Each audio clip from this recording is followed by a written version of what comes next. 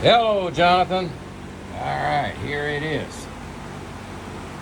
Your WO sitting on my 48 flathead. Testing and adjustment have gone really good. No leaks, no runs. A little bit of condensation down on the throttle, but that's okay. Take a look down inside. Nice and clean. Yes, sir. Let's go ahead and fire it up.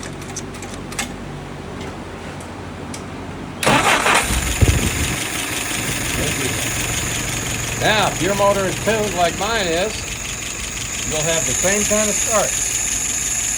Let's take another look down inside. No drip. That float is adjusted correctly. Alrighty, let's look at some numbers. Idle RPM is right at about 660. Fuel pressure, 2.75.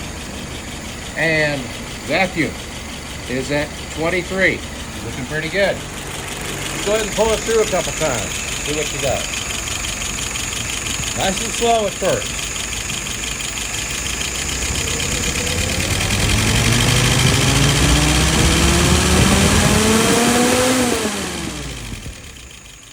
Yes, sir.